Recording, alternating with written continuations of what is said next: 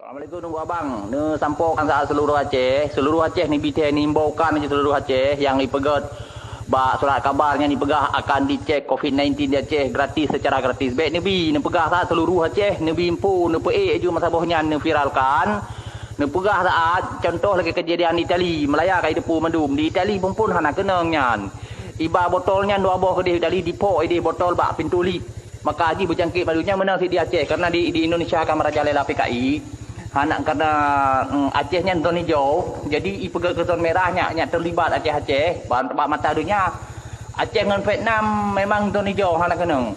Jadi ana pegah saat awaknya nak tujuan misi dan visi awaknya anak ada tepu awaknya nan.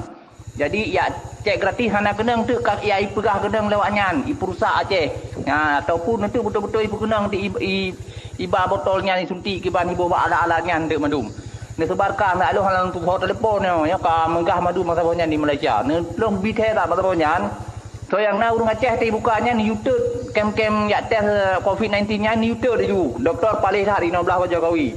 Ngamban Jokowi nyan ka nang betul ji. PKI yang betul yang ka betul ibuna tentera mujahidin awak ngan senipur bak ulai gede. Itu hai tem tren le ji. Ngamban cara ji kan. Jadi ni himbaukan seluruh Aceh Pak dibuka poskonya ni bau dengan jauh dengan pong litet. Hamba litet baik pegat mamai le Aceh. Dia Aceh kena PKI. Dan kemudian tang bang ni selalu sampaikan tak sayang sa buruk bangsa yang Aceh kan. Yang hana sampaikan kancuan. Lalu badra kabar katu gunung Melaya kan. Hana payah Aceh ngan tu kata hana penyakitnya ni nan Aceh yang tu kai pegah kenang kana kanyo kaji.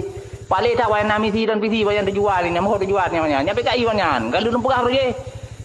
Long hana mau partai awak kamu partai kan partai juga tapi nya kata Jokowi nya PKI kalau lu ke awaknya di kampung. Yang kemenang mendambang